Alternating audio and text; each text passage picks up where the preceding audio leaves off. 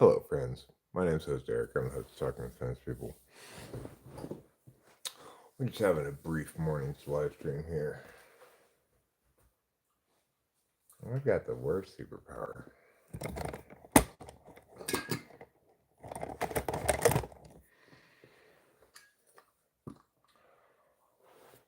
I was watching this video on Vericidium, or whatever it's called. It's like a science kind of channel. It was, it was about evolution. I started to watch it, and it was I just couldn't watch any more of it. The thing he's trying to explain is it's so fundamentally flawed. And by focusing on specific trees, they ignore the forest. It's frustrating. But that's life with the shittiest superpower of all.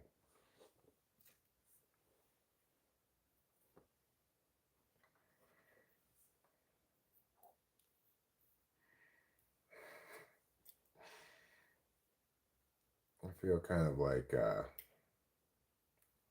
Stan in South Park. Oh, most of all, I feel like that guy in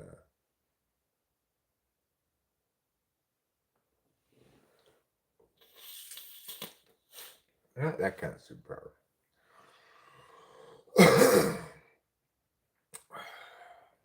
I'm going to the dentist this morning. Got a 9:30 appointment. And I'm nervous about it. I'm nervous. I want to make sure this thing gets done. The dentist accepts me as a patient, etc. So,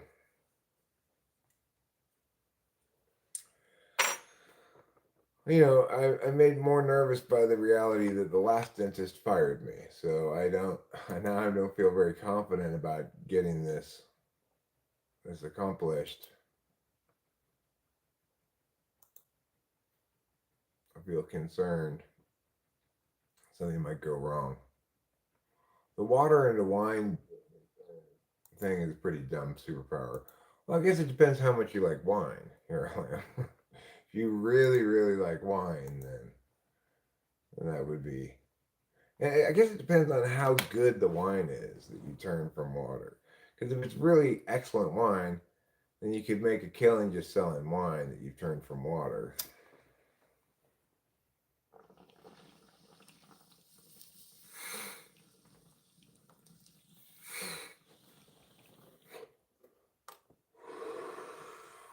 Of course, you'd have to go through a lot of like licensing stuff because if you try to sell alcohol, you run afoul of alcohol, tobacco, and firearms. If you're trying to sell it like across state lines and stuff, you gotta get approval. You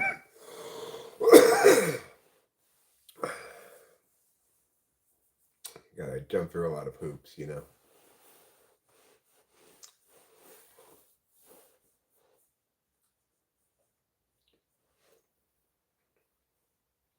Well, the worst superpower is the ability to be correct. By far the worst superpower imaginable. Nobody believes you have it. They don't even believe it is a possible superpower. And everybody doesn't like it when you say that you are correct about things.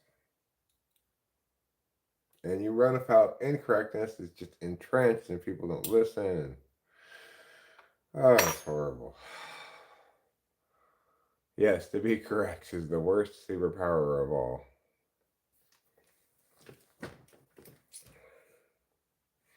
It's the absolute worst. It's like It's like I played a joke on myself before the simulation began.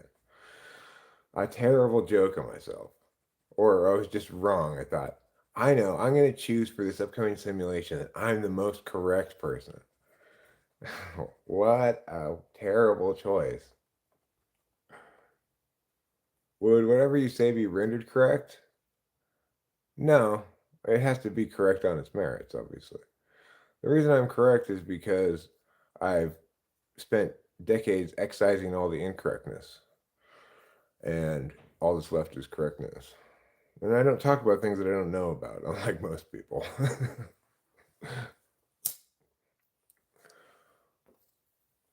And it's like being correct is a way of life. It's not really a destination. Even things that I'm currently correct about, they could be rendered incorrect by new information, but then I would just adopt the new more correct position. I just jettison my old position.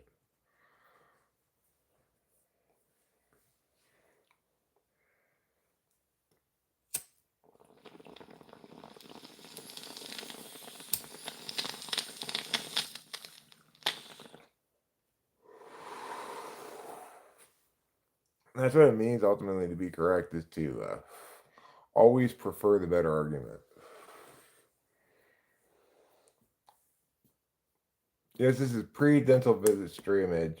It's 7 a.m. here on the West Coast, just about. My appointment's at 9:30. I want to leave here at 8:15 because it takes about an hour to get to Quartz Gold. And so I'll get Rachel up in about half an hour if she's not getting up on her own. She says she wants to go with me, so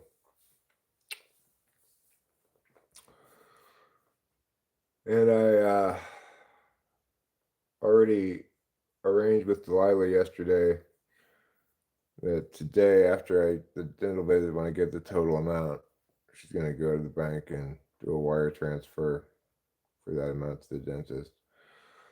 And then after today, hopefully I'll know what my schedule is upcoming a bit more. Um, because basically everything's got to be scheduled around the dentist. I'm mostly nervous about either.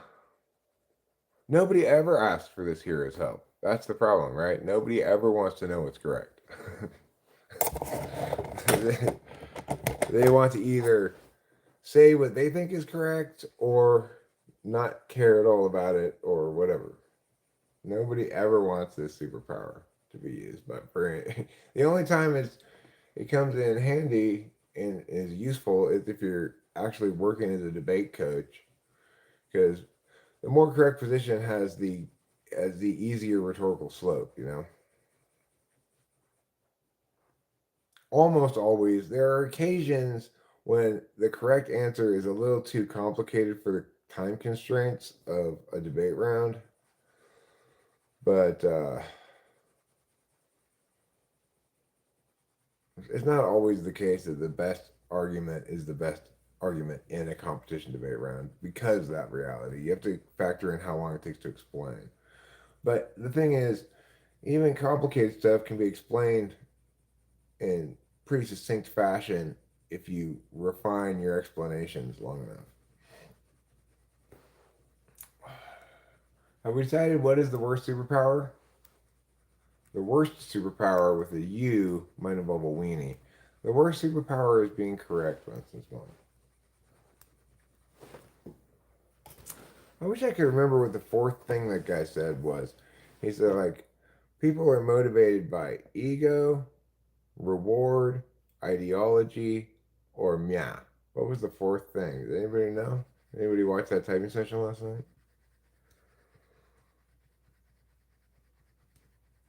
I can't remember the last thing.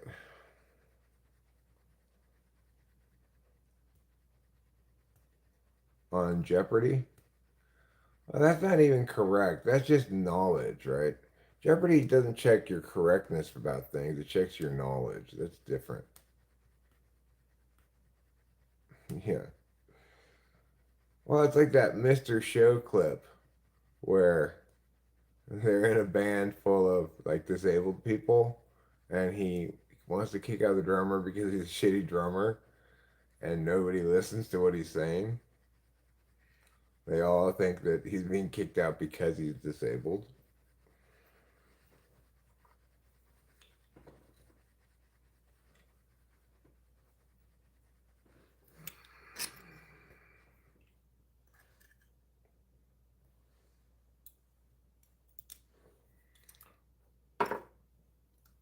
That's an amazing piece of art expressing TI frustrations. You know, of course, Stan from South Park is the other person who's almost always correct about things, and nobody listens to him.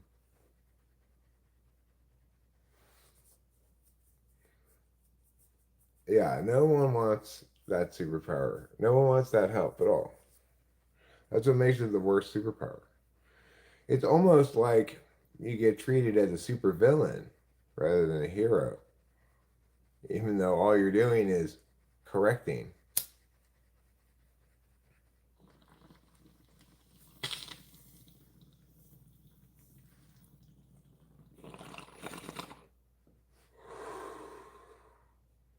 That's why we don't talk about Bruno.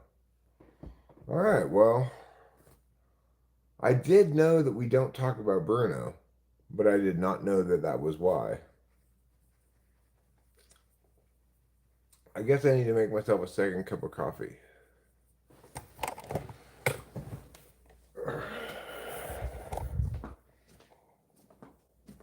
Now I know why. Yeah. Is there enough coffee in here to make a whole cup? Yes, there is. Hooray for me. So I did not sleep very well last night at all. I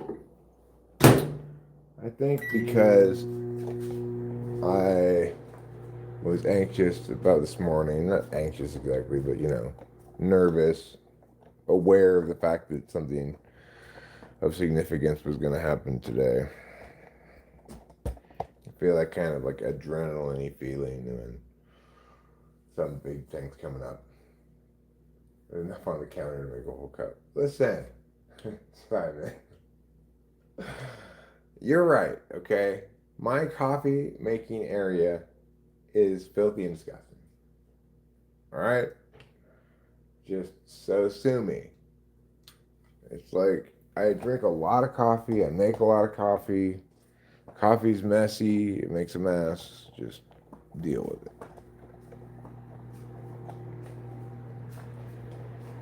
You know, kitchen's kind of a mess in general right now. I got some dishes here I need to clean up from last night's dinner. But, what is this yellow light?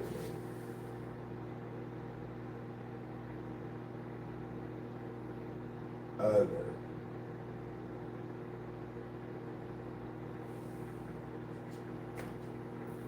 I think I have to change the water filter.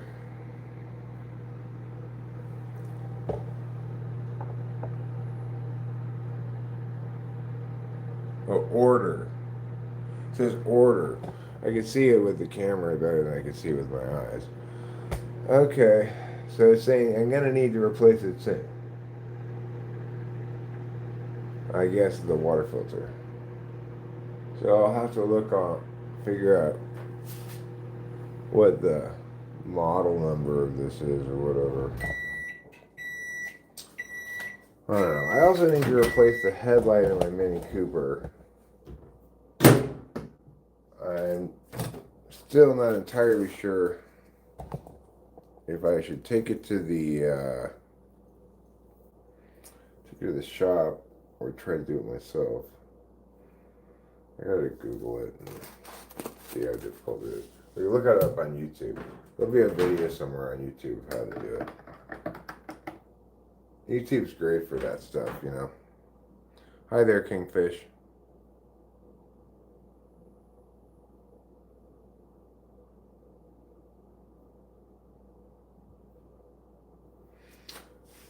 So, a lot of things going on. I got to replace the water filter in the fridge.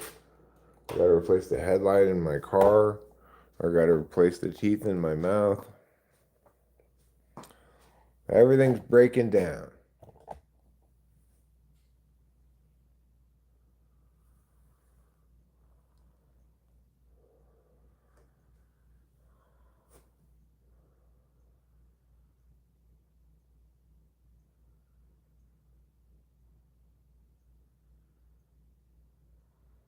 You're on me on? What does that mean?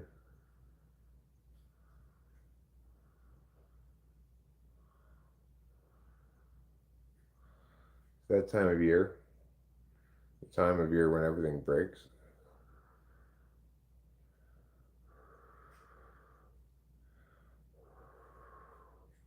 I didn't put any milk in this yet.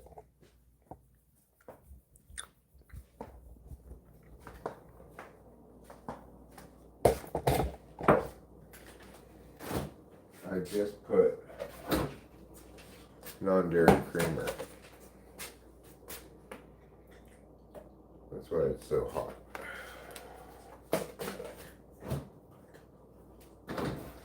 It's so hot, hot. Hush, hush, shot a shot.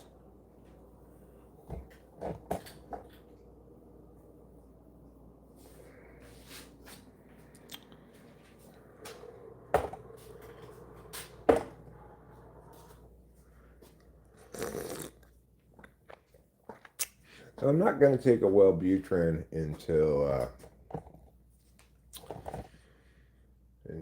after I get back, if at all today. Let's see. What was my biggest dream as a child that you managed to fulfill completely?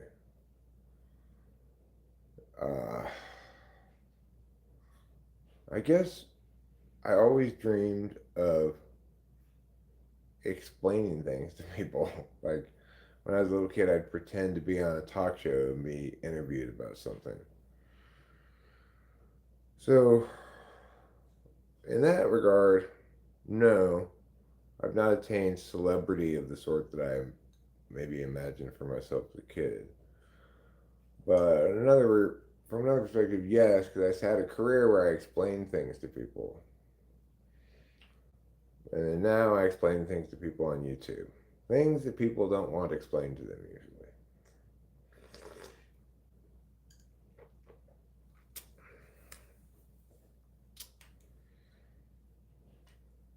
I was just thinking this is a good interview platform. Want to write a random book together? About what? Randomness? I mean, I I have written books before. A biography of whom? Of you?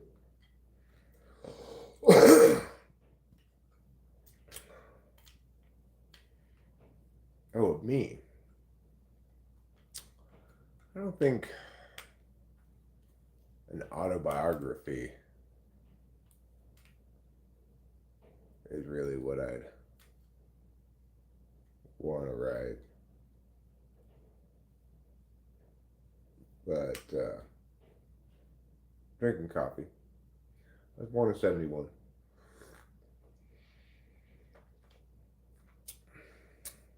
Would you like to have such a reputation as Nietzsche that people use your words rather than comprehend them?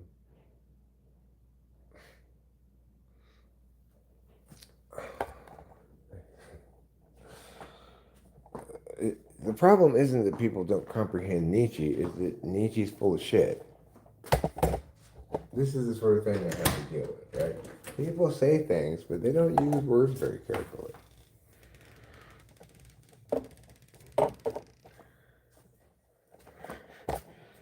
There's no failure to understand Nietzsche because Nietzsche's not difficult to understand because it's easy to smell bullshit when it's right in front of your face.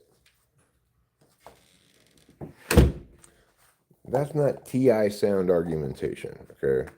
That's NI style argumentation. It does not work at all in the. He's playing baseball on a football field, you know? No.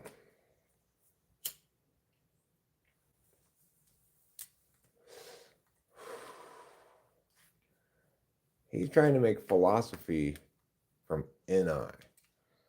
He's the equivalent of like Deepak Chopra or something.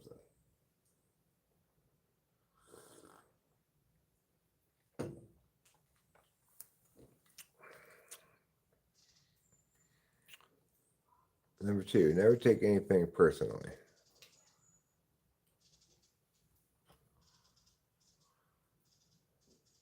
You'd right, we could work with that. Never take anything personally. Speak impeccably. Agreement number two, never take anything personally. I mean, I try to speak impeccably. I'm certainly not reckless with my language. That's not to say that I always express something in the optimal way, because that would require, I think, more perfection than anybody's really capable of to both be able to accurately and fully explain something and also express it optimally all the time is asking too much, you know?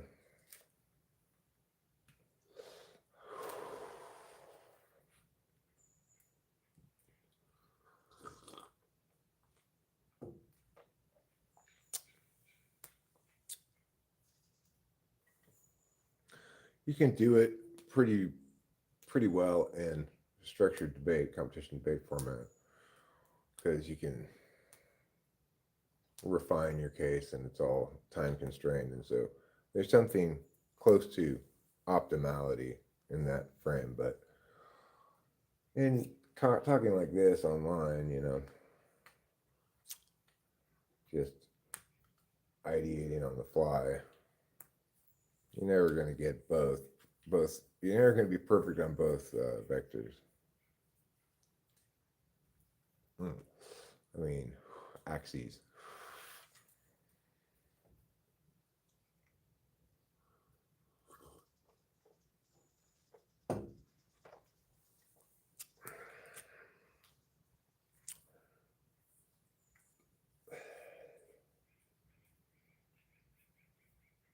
Oh, this blue wall.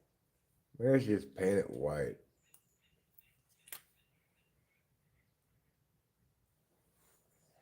I don't like it. It's okay.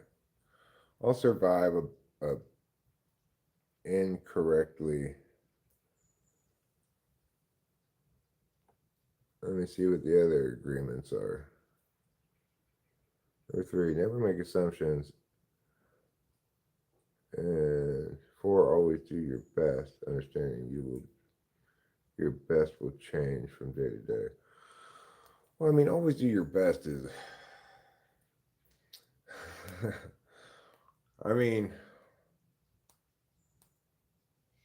yeah, I guess if you acknowledge your best changes from day to day, you certainly shouldn't aim to be mid, right?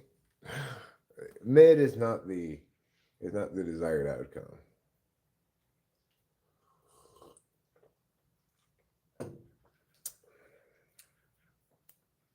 What are these four agreements from or about?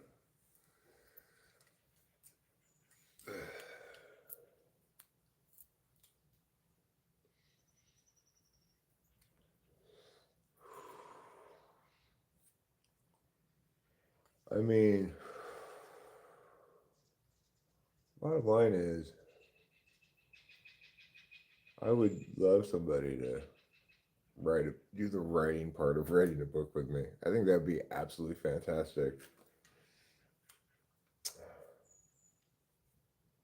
But you know, it seems unlikely to emerge in this context so randomly on the fly. But maybe I've attempted to engage in projects like with people before, and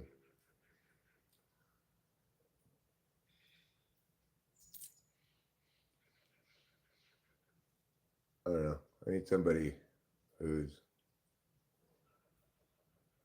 bringing the reliability and call to action on a regular basis.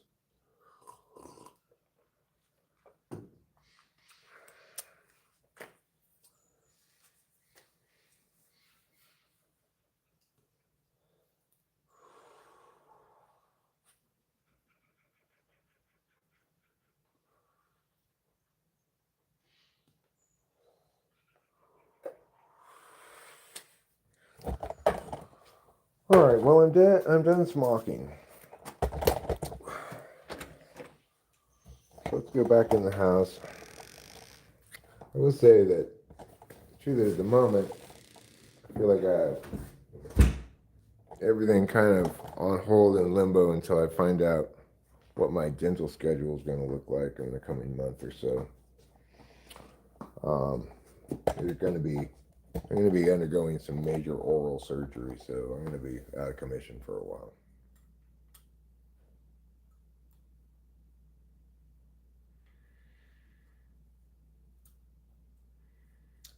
My email is put my email here.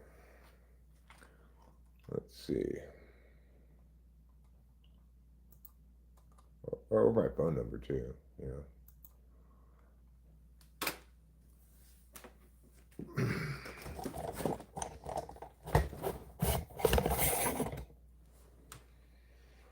626-615-8751. But also be aware that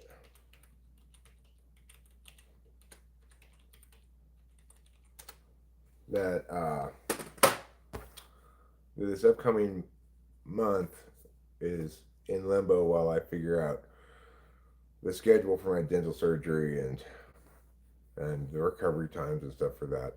So I mean, as far as I understand the way it's going to go, I'll still be by and large available, ready to go, do whatever. But there's going to be some days where I can't talk.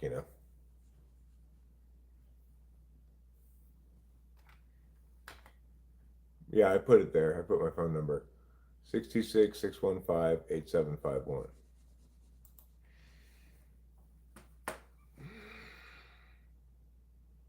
Mm-hmm. Is it not putting it maybe because it doesn't like to put phone numbers or something? I don't know.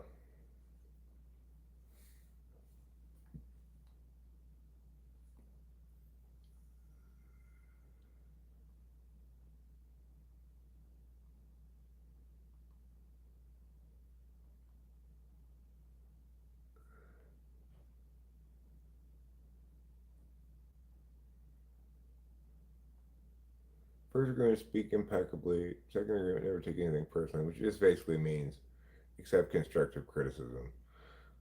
Never make assumptions. I think you always are going to have to make assumptions. You just have to understand what your assumptions are. And four, always do your best. There are two types of people in the world, those who want to know and those who want to believe. There are two types of people in the world, Nietzsche. Those who want to know and those who want to determine. Knowledge comes in two forms. Determination comes in two forms. One of them objective and one of them subjective.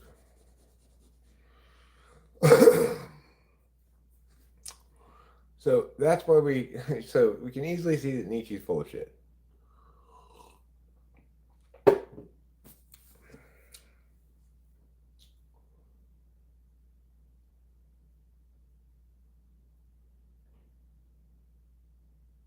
Hey, he texted me. Or she texted me. Wait, let's see. Okay. Well, Simon. I thought that was a boy's name.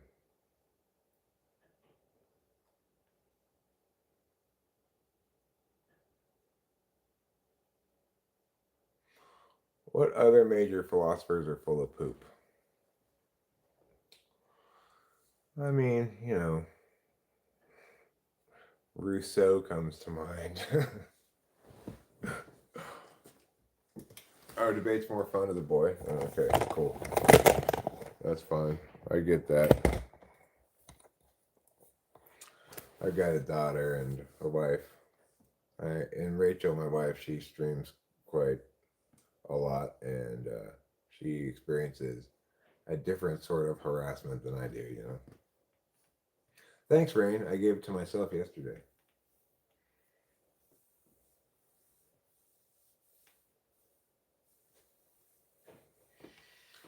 You got to be pretty tough ultimately to those are not FE distinctions. What do I mean by know and determine? To know occurs instantaneously. You can know with your intuition what something is, or you can know by your experience how something has linked to you personally in the past. And you can determine objectively, like I'm doing here with language, or you can determine subjectively against your own interests.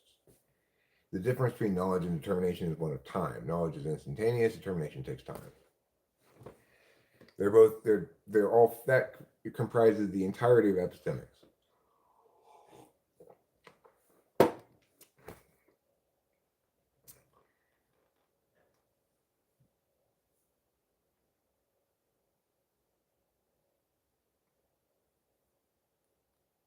Those are the same thing that you're doing here. Intuition, hunch, and valid by observation. Observation, knowing what you know about what you observe, that's just more intuition, right? Um, the other kind of knowing is knowing where you saw that person before, you know? Like, where did I meet you before? Oh, that's right, at Tom's party. That's a way of knowing, you know?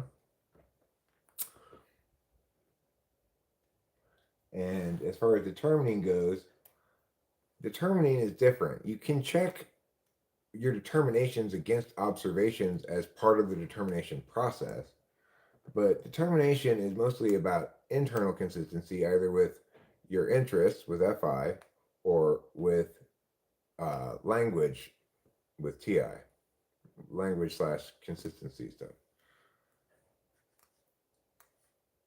Have I ever read about Galenko's cognitive styles?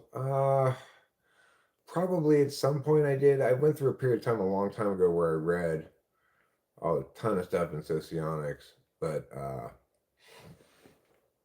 the problem that I've encountered with Galenko in the past and with socionics in general is there's a failure to know what they're trying to do and know what kind of distinctions they're drawing.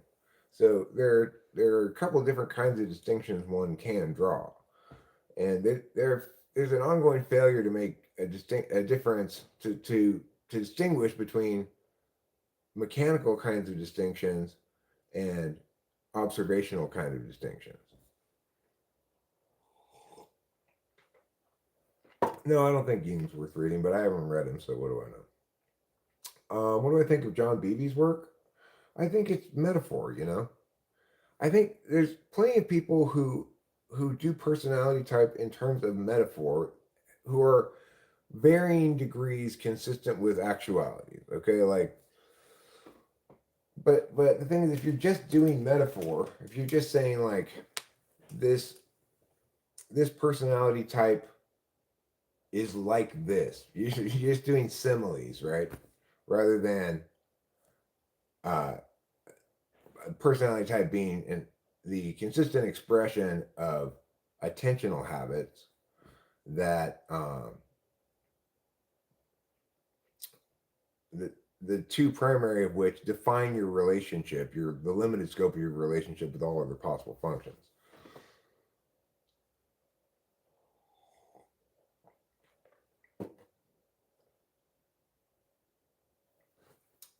NE has a causal determinist cognition. No, it doesn't. It's analogical. Extroverted intuition is analogical, which is to say, it reasons by analogy. And but most of all, what it is an action function. It's important to remember that. And so this is the kind of metaphorical shit that I'm talking about. Not making meaningful distinctions, that not understanding whether or not the distinction they're making is observationally derived, whether it's taxonomical, whether it's actually mechanical distinction or whatever.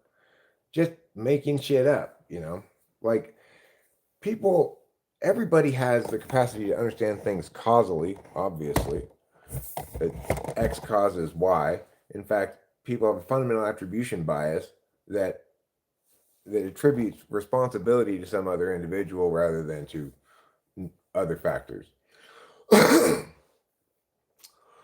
So there's no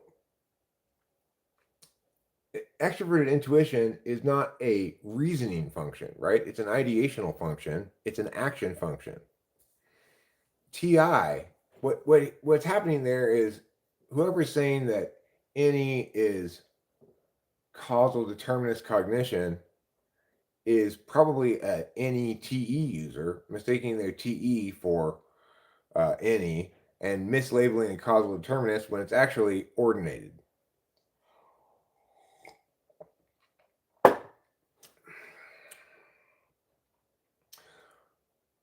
But that's why it's like it's why I hate talking about cognitive functions in general, though I should talk about it more, right? Is because everybody's so wrong about it that I can't even talk about it without running afoul of some random nonsense that somebody came up with, right?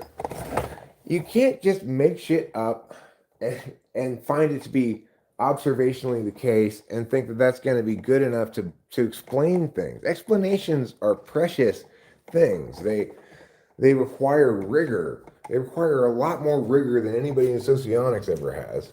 And that does not mean more complicated, more dichotomies, and more just made up models of things. It means correctly understanding what a cognitive function represents. I don't know. And it's like I'm right about it, but there's so many other people who are so wrong about it in so many different ways that it becomes, well, this is why this is the worst superpower. Another reason why this is the worst superpower to have.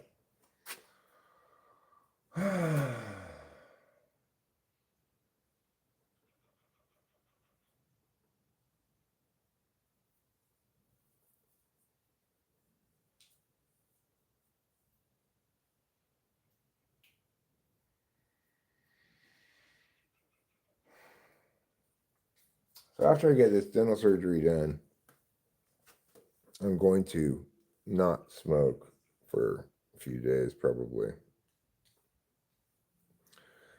I got to make sure this works, you know. I don't want to have a failed dental situation for the rest of my life. So I got to have to take very good care of myself. How big are the leaps between adjacent ideational stepping stones? Well, it depends on what I'm doing ideationally. If I'm working in conjunction with TI, then mostly the extrovert intuition expresses as re-expressing in some slightly different terms, the same concepts, you know, or slightly different phrasings or whatever. So being able to answer questions with cogent responses that aren't identical to previous cogent responses, but nevertheless say the same thing.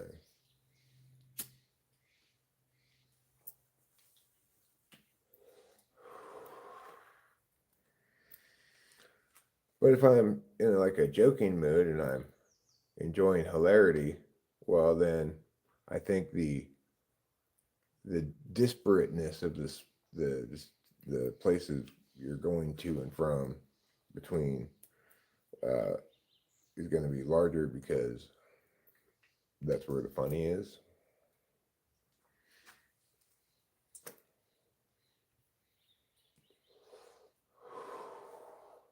What time is it? 7:30. So I guess I'll give her another 5 minutes. I don't know if she's got an alarm set for this morning or not.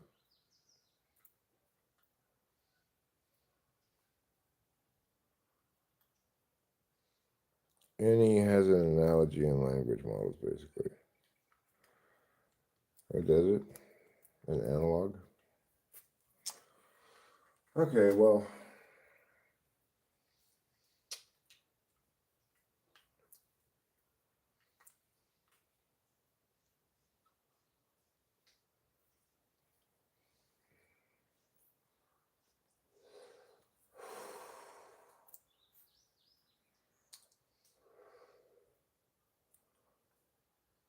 I don't know. Things get complicated sometimes.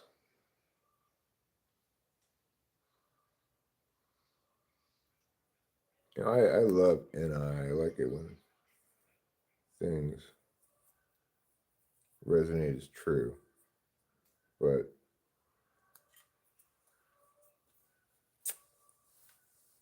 you can only put so much weight on that ground.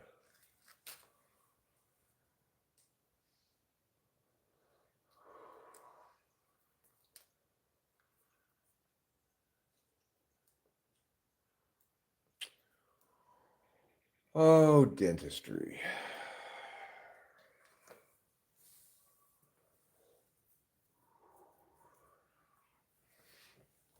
Having had this surgery done here already in Mariposa and have the screw get infected and all that kind of stuff, I have a good sense of what the surgery is like, and it's not as bad as it might seem or sound, or I didn't find it to be like that way.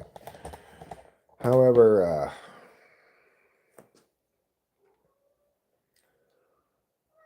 this dentist does sedation dentistry. How often do I experience my FI? Well, fairly often of late, but understand also that I'm experiencing my FI data consciously.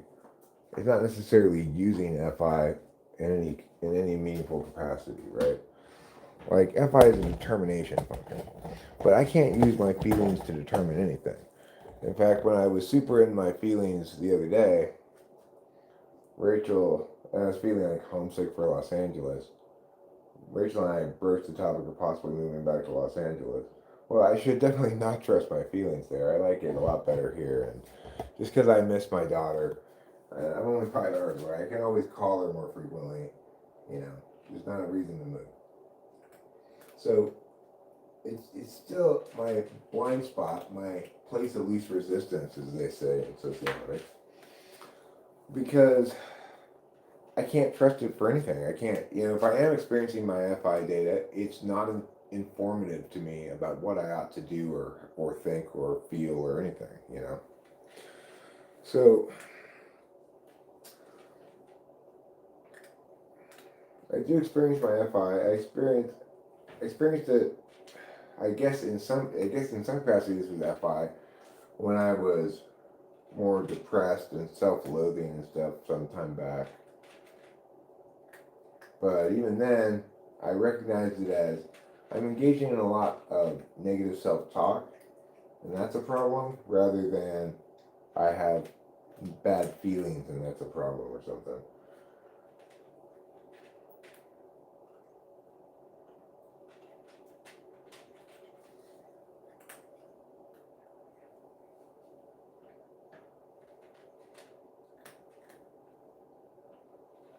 Yes, you're a good boy, McSmuchmoy.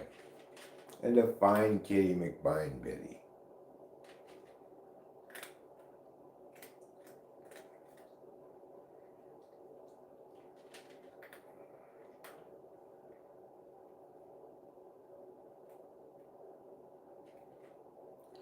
This cat is an ENFJ. He's also a narcissist. Definitely dark triad. So, you know, I've had to learn to. That's a book we should write is How to Deal with Your Narcissistic Cat. The answer would just be 3 words. I don't know. Just give in to him, I guess.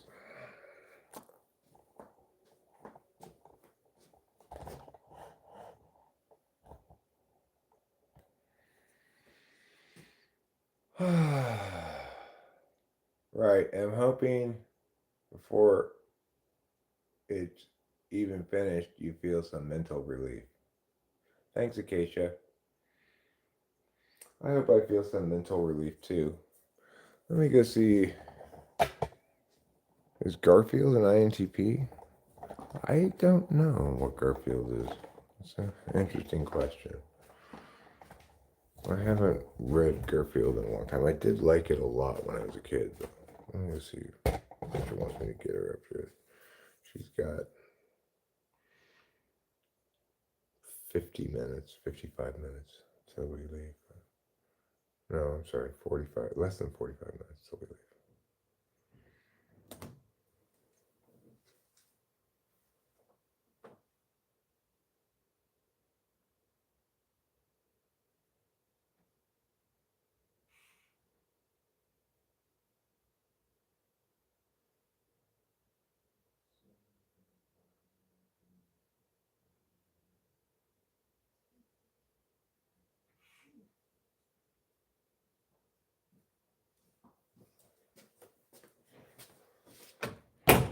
Okay. I got her up. Alerted her to the time. Is Kakashi an INTP? I think Shigamaru, is that his name? Is, but it's hard to find extroverted intuition really in Naruto. There's a lot of you punch characters that are clearly TI, but there's not a lot of talkers. I gotta go to the bathroom.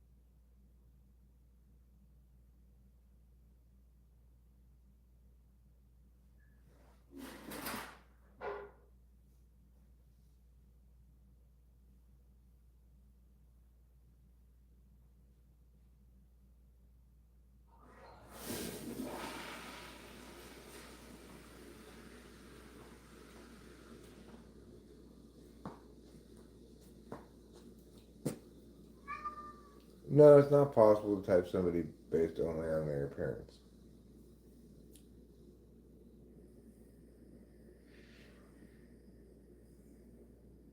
Hi, D4.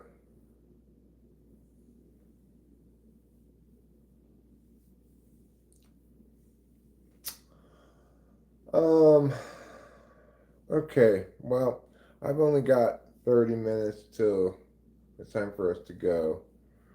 I think I want to do a thing or two maybe before we go. So I think I'm going to wrap up this stream. And when I come back, maybe later, I'll stream more and explain what happened to the dentist.